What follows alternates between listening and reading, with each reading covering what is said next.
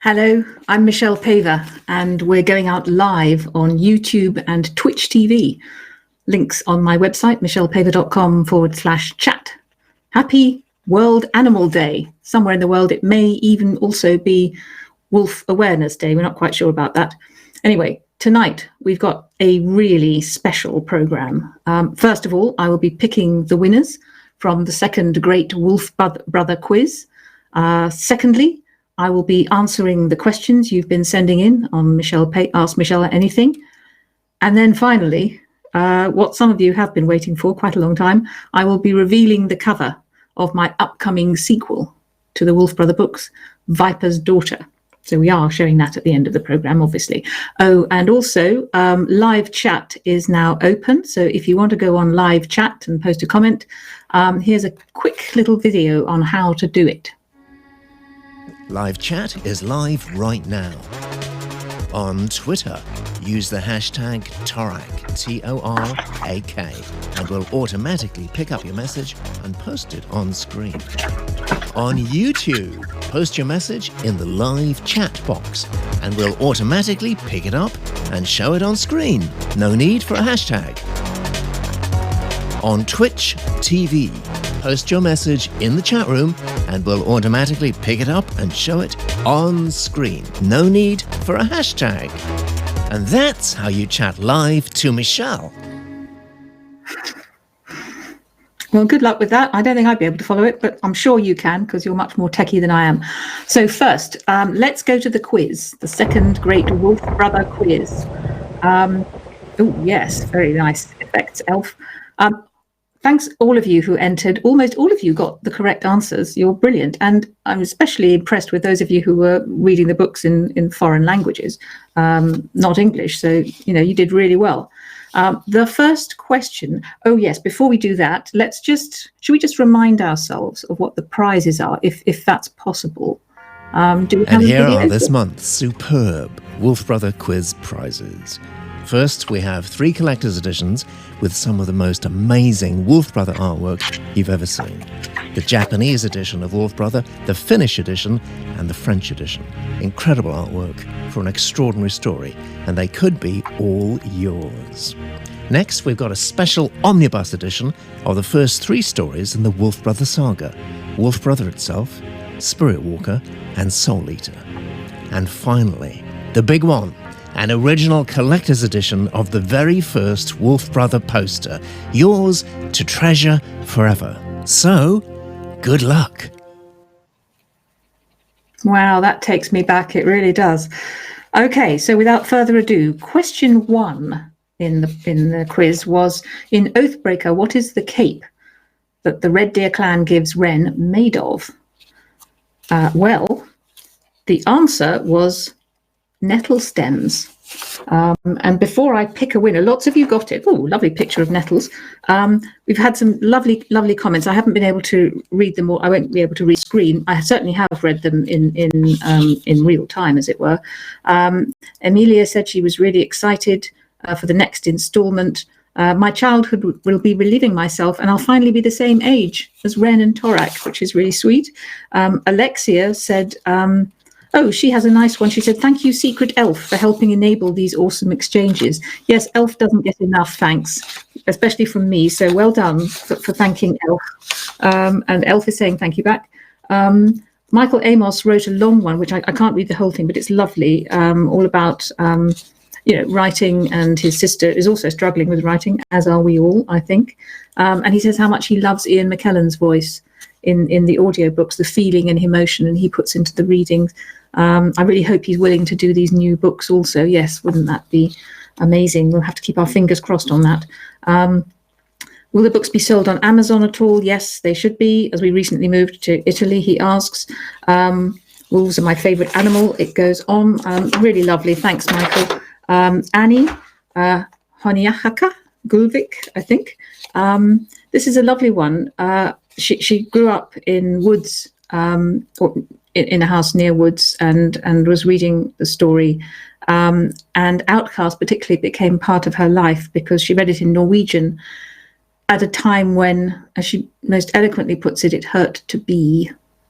I think we've all had times like that. And she recognized a lot of herself in Torak when he was going through soul sickness. And she's very perceptive and pinpointed it as a kind of depression. You're quite right. That's what I based it on. And I'm so glad that it made you feel less alone. So thank you for sharing that. Naomi asked whether I could please come to Sweden one day. I love coming to Sweden. I love my Swedish publishers. So if they ask me, I will be happy to do so. I'd love to. Emilia, yes, we read about it, Emilia, and yeah, we are. So that's a little bit about the comments. So thank you. Now I'm going to, this is always a bit tricky. I don't know why I do this, but here we are. Here he is. In here are the answers which I've cut up. I'm not going to be able to do it all. I'm mixing them up now. You can probably hear that. Wolf is now picking one. So he's picked one. So what is it? This is not the real Wolf, of course. The winner is Connor Hammond. So well done, Connor Hammond. And if you can email your address then we will send you the prize. Oh, and that reminds me that this is a final call of questions on the first prize. That's Neil and Inez Fraser. We've been trying to contact you to get your email, get your postal address so we can send you the prize. And we're not being able to make contact. We've tried really hard. Could you please try again to email in your address? But Connor Hammond, well done for winning. And that prize will be coming to you, duly signed by me.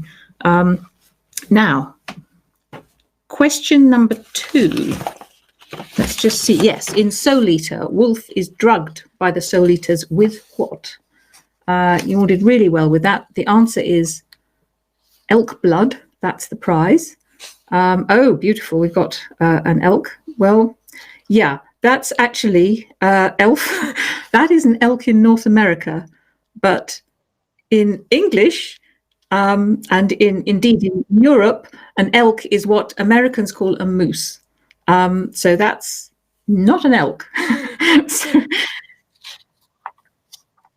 anyway, there we go. That's quite all right.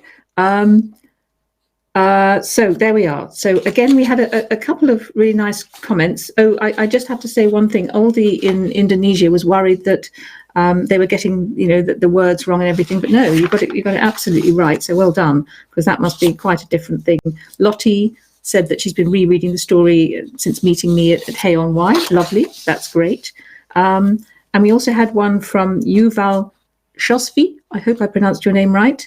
In, I think, Israel, probably. And yeah, you had to stop reading the Wolf Brother books because you were reading them in Hebrew until finally your English is better. So now you can continue with the series in English. So that's fantastic. Thank you for sharing that. So now I'll get Wolf back in. Wait a minute. This is what happens on TV interviews, isn't it? When they lose their earpiece. There we are. Another sort of shaking there. And then I just get Wolf to pick it up. He's got one. And the winner is Nadine Milevoy. I pronounced that right? Nadine Milevoy. So well done, Nadine. The prize will be going to you. If you could please email in your postal address where you want it to be sent. That would be brilliant. And finally, we have question number 3. In Spirit Walker, what's the net that nearly drowns Torak made of? And the answer is kelp. And some of you said knotted kelp, some of you said kelp seaweed. That's fine. We're very tolerant. Congratulations to the winner, Madeline says. That's very sweet. And Rebel Wolf, oh yes, I'm just looking here. Fourth consecutive run of the entire Chronicles, read by Sir Ian McKellen. Isn't that brilliant? Yes, well, we'll have to keep our fingers crossed on that, but there we are. Oh, and there's one, before I answer, there's one from Ellie Rose, who actually grew up reading the Chronicles of Ancient Darkness, now a primary school teacher, and is about to begin studying Wolf Brother with her class. Isn't that brilliant? I think that's wonderful. I'm deeply chuffed, and thank you for getting in touch. Now, finally, oh dear, someone's stuck in Wolverhampton because all the trains are delayed. Well, I'm glad you've got something to watch. I shall try to be entertaining, and I hope you get unstuck soon. Here's some more. There we are, my birch bark thing full of answers. There we go. I'm not looking, of course. Wolf is just picking one. What's he got?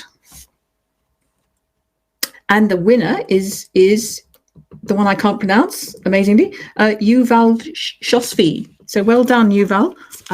You have won that poster. So again, please could you email in your postal address so that we can send it, and I will sign that for you if you like. I've just chucked Wolf away.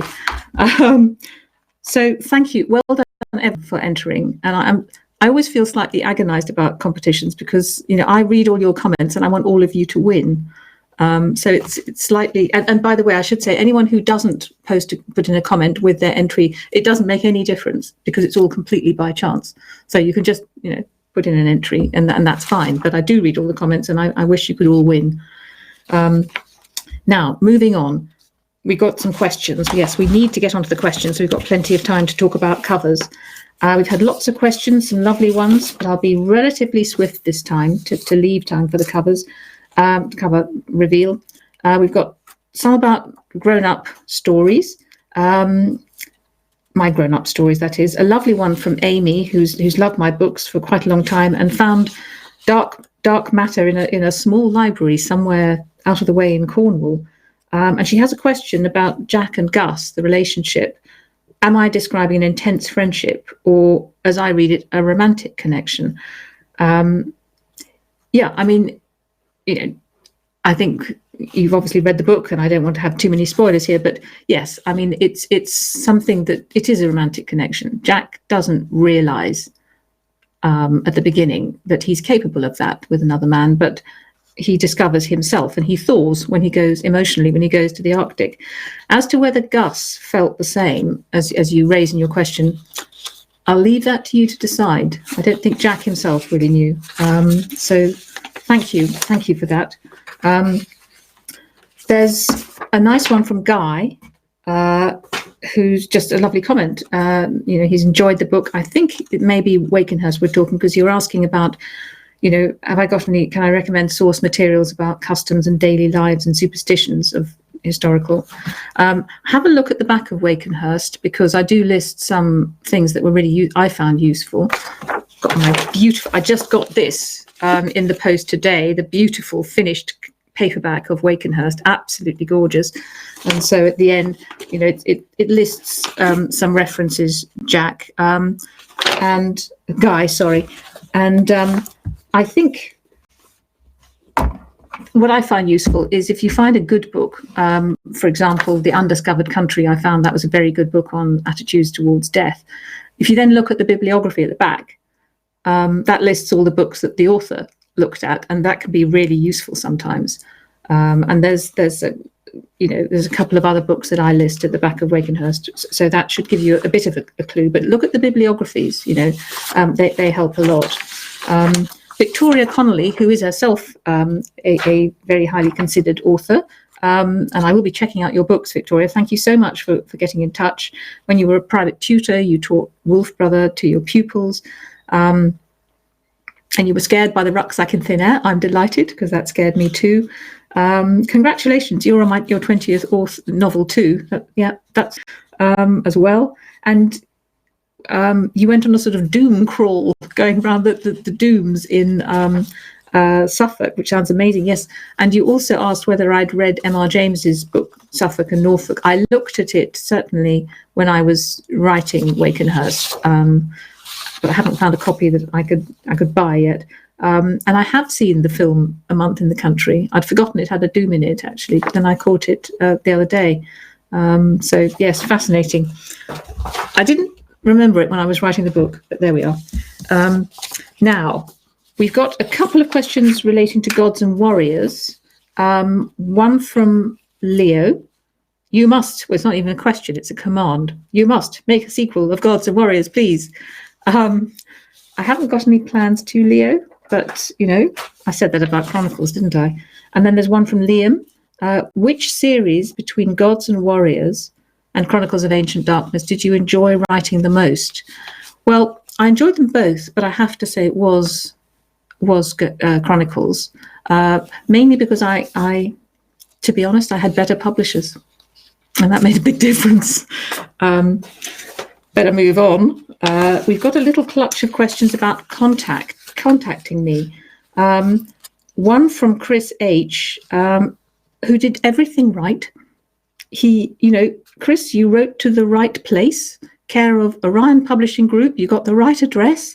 I am horrified, distressed, apologetic that it didn't get through to me. I can only think that someone in the publishing house didn't know that I wrote Wolf Brother.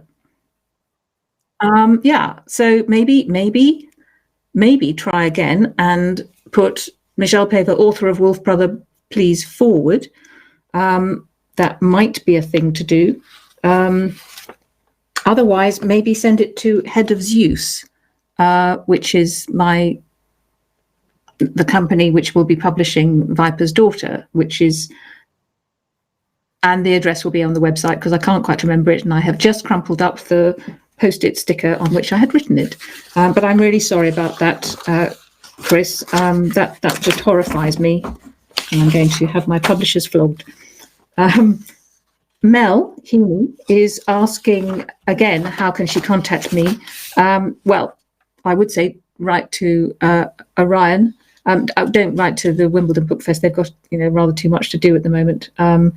But we're going to put something on my website which will give the address to write to. But generally, I do say the publishers. But I think perhaps in future, just make it very clear that on the envelope, author of Wolf Brother, please forward, and perhaps then somebody will not just say, oh, we don't know who it is. Chris Sloan is a lovely one. He's a teacher at a school for boys with emotional behavioural difficulties, asking whether I could come and visit. Well, that is, again, something, I will be visiting, by doing some schools events, I should think, in the spring. So perhaps the best thing to do is to contact the publishers, and we can try to arrange something, but I don't know, because I'll be doing a few multi-school events. We'll have to see. It's going to be a bit of a busy spring, but thank you for getting in touch. Amy is also asking, when could we actually meet you? And that's a good question. On my website, there is a section on the front page, on the home page, what they call it, I think, which says Meet Michelle, and that lists the events that I'll be doing. I'm doing a few events on Wakenhurst. In fact, I'm doing one this Sunday. I don't know where you're based, Amy, but I am doing one at the Wimbledon Book Fest this Sunday at 4:45 p.m. I don't know if that's talking about Wakenhurst, but there will be a section about with questions, and you can ask me about anything as long as I've written it. So, but looking at the website, and I think also on Facebook, but the website is the place to see if I'm doing events. You'll see them there. Caitlin, yes, this is an interesting one. Can't find any way to read the series on my Nook. Now, that I think is a sort of Barnes and Noble version of an e-reader. I don't know if the books are available on Nook. They're definitely available on Kindle. So I don't know if that's any help. Finally, we've got a couple of comments, two from Anthea. Lovely one, actually. Huge fan of the books. The ones I especially love are Wolf Brother and Ghost Hunter, because there are lots of emotion, especially the bit where Torak's father dies. Thank you for that, because I did put a lot of the feeling that I felt when I was with my father and he died. Of course, I was much older than Torak, but so thank you. I'm glad that moved you. You've got to write more Chronicles of Ancient Darkness from 10-year-old Anthea Lou. Well, I am writing them, so I obey you. I think there should be movies. Yes, wouldn't that be nice? Leonardo loves both Chronicles and Gods and Warriors, and I'm so happy that you are making a sequel. I'm glad you're happy, Leonardo. And again, you hope I make a sequel of Gods and Warriors. Well, again, no plans for the moment.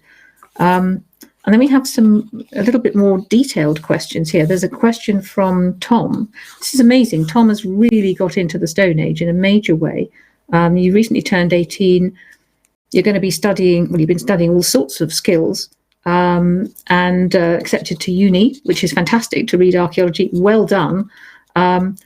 Congratulations on that. But you've actually asked specifically, because you're wanting to sort of design your own tattoo, for what are the clan tattoos in particular of, well, you want to, I can tell you the Outcast tattoo is simply, I had to look, is simply just a small black ring. It's a small black ring. That's one thing. The White Fox clan, you wanted to know, that's just a black band across the nose. Those are the two easier ones. The Raven and the Wolf, I actually have to just draw them because it's difficult. I mean, the description of the Raven clan tattoos, what Ren has are 3 fine blue-black bars on the cheekbones, which are sort of vertical bars. The Wolf clan tattoos, which Torak has, are a pair of fine dotted lines that follow each cheekbone. So ignore the badness of my pictures, but there you have Raven. Can you see that? And then you have Wolf. That gives you a rough idea, but they're quite fine, you know. So I'm glad you asked that. And I think we're getting there. And then Erin, Erin asks, what's Ren's backstory? I love your series. Well, I'm glad you love the series. Ren's backstory, insofar as we know it, you get sort of drip fed throughout the books. So I'm afraid you have to read the books to find out. But, you know, you find out a little bit of her relationship with Hord, her brother. You find out a lot more about her parents later on. That's all I'm going to say. Anonymous says, what is a moonbleed? Well, it's a girl's period.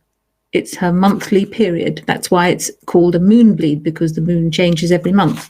And they would definitely mark that with a little red dot underneath the tattoos, the clan tattoos, to show that she's now changed from a girl to a woman. And Eric, who I think maybe in Sweden, I'm not sure.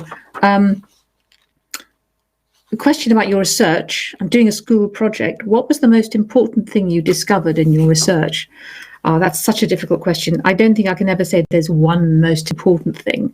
But I thought about this. I thought of 2 important things. One is that there's no end to the ingenuity and the imagination of traditional people. People like the Sami and the Inuit and the Chukchi and the Ainu. To give you an example, some tribes might just use this piece of reindeer antler to dig up roots. Another tribe, like the Yupik in the Barents Sea, might make a beautiful set of snow goggles with a piece of antler. Another tribe, like the Chukchi people, might carve a piece of antler into, let me just hold it so that you can see, yes, a beautiful little seal amulet. So, you know, there's no end to their ingenuity, and as well as their, you know, in their beliefs as well. Another thing that I did learn is when I'm doing research to expect the unexpected. When I was swimming with the killer whales, it was also amazing for the killer whales to experience that, but also unexpectedly just being in the sea in the middle of winter, but being lovely and warm and floating in my dry suit and seeing this beautiful weightless green light made me realize what it would be like to be a seal. And I knew that later in Spirit Walker, Torak would spirit walk in a seal. And so I got something completely unexpected out of that experience, and that I really have learned. And finally, the last question. Leo, do Ren and Torak become mates? Well, yes, they do. They go off together at the end of Ghost Hunter, and they do. And that sort of leads me quite nicely to the fact that we'll find out a bit more about how they're getting on in Viper's Daughter. So thank you for all those questions. And I think now we're getting to where we can start talking about covers. Yes, the big cover reveal. Now, before I show you the cover, I just want to be patient. I just want to take you back to 2004 and tell you a little bit about how we first came up with the idea of the original covers. You know, this probably came out before some of you were born. I say we, this is me and my amazing publisher and editor, Fiona Kennedy, who did most of the work. I just sort of commented. And of course, the designer, John Fordham, who came up with the covers. So I thought I'd just show you the sequence of how we just came up with a few of the ideas. So I'll be giving certain key words to Elf, and he'll perhaps be showing things. First of all, let's show, I think this was not John, this was a previous designer who came up with something which I call Pixie Boots. It's a beautiful cover. It's lovely. I think it's gorgeous, but I just worried that it was a bit too young. I thought it might sort of look like a sort of 6-year-old perhaps, and then they'd get scared if they read about Torak's father dying. So then I think, as I recall, Fiona then got John Fordham involved, and I hadn't met him at this stage, but he knew that it was about the Stone Age and it was a boy and a wolf. So he came up with something which was more sort of stick figures in a way. Beautiful, powerful red ochre, very strong cover, lovely graphic title. I liked the relationship of the boy and the wolf, but I just had a feeling that it didn't perhaps say adventure as strongly as perhaps we needed to do. I think another design, John then went quite sort of abstract in a really interesting way, which we did use quite a lot. I call this the Picasso cover. And a lot of these designs ended up on the backs of various covers. It's really interesting. Very Stone Age. But again, perhaps not quite saying adventure in the way that we needed to. So at this point, as I recall, I actually got to meet John, which was brilliant because I've never met an artist before. And I bought this specially, a huge book called Return to Chauvet Cave. Chauvet Cave was this amazing cave that had been found just about 10 years before. And this was it weighs an absolute ton, wonderful book of pictures. And we were talking about the Stone Age and I could see at one point, John was not listening to me anymore. He was having an idea. You get that look in the eyes of creative people. And I thought, okay, we better just leave him too. He's got an idea. And he went away. And then he came up with something which I call the That's It cover. There we go. That. Yeah. And everybody said, oh, yeah. Look at that. So that just had it all. So that shows you a little bit of and I think it's the most wonderful cover. And I think a lot of you quite like it because a lot of you have illustrated letters to me with that design, and you've drawn it on in your exercise books, and some of you have had it tattooed on yourselves or painted on yourselves or on your clothes. It's gorgeous. So thank you, John. And thank you, Fiona. John, then, when I described to him the sort of scheme of the books, he came up with a general scheme for all 6, which I think I can show you. Yes. Oh, yes. Brilliant. Thank you, Elf. And actually, yes, you can see that was just to show the sort of colour scheme, as it were. And as you can see, the last 2 books, the titles changed. They were originally going to be Earthshaker and White Raven, but we decided, we found better titles. So that was how it evolved. And then perhaps finally we can see that, the books as many of you and I know and love them. So the reason I'm taking you through all this is partly to educate some of you who are too young to remember them, but also to remind others of you, because the brief for Viper's Daughter was very much, and this was the brilliance of Fiona, not me, Fiona Kennedy, editor and publisher, to continue the series. Viper's Daughter is a continuation of the series. It picks up, 2 summers after Ghost Hunter ends, and so she got John thinking about where to take the cover next. And of course, I had to tell him a bit about the story. And so I'll just recap for you, perhaps with a little bit extra, what I think I told you when I announced it, which was, it's 2 summers after Ghost Hunter ends. Torak and Ren have been living happily with Wolf in the forest until Ren discovers that Torak is in danger. And she's the threat. So that's what I told John. And I also told him that Torak and Ren and Wolf in the story go north, beyond the far north. So there, we're thinking ice and that sort of thing. So let me show you a few of the ideas that he came up with before we show you what we chose finally. The first one is a lovely one. I call it Dancing People. It's lovely, perhaps a little bit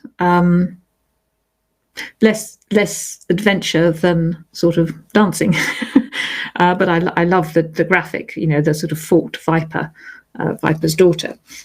And the next one tells you something else about the story, because it's got a rather large animal on the cover. Yeah, some of you may not have expected that.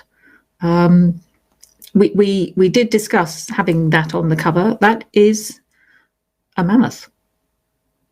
Yeah. At one point, my agent, aka Secret Elf, said, "What's an elephant doing on the cover?" and I said, "Oh, Peter." But then we thought, yeah, it is a bit confusing. You've got viper, then you've got elephant, and then mammoth, then you've got Torak and Wolf. So beautiful as it was, we thought possibly not. Sorry, John. I know you put a lot of work into that. The next one has a wonderful sense of urgency. I call it the running girl.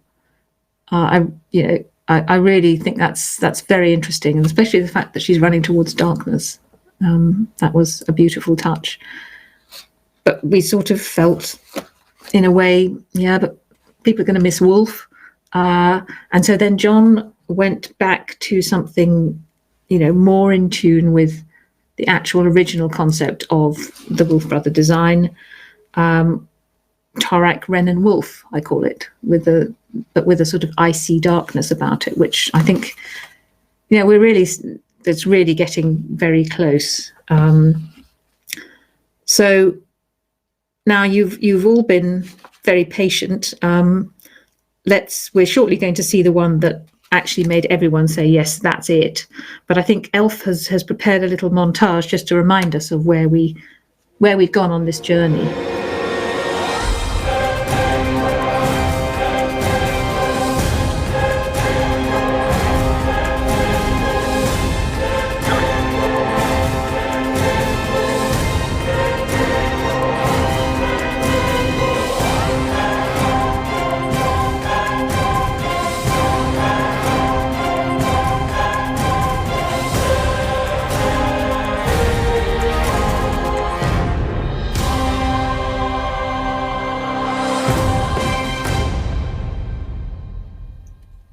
Blimey, that was very impressive.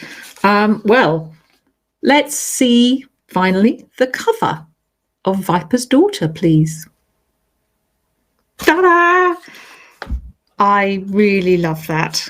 I hope you do too. I think everybody in the publishers, Head of Zeus, just thought, oh yes, I love the little viper around her leg.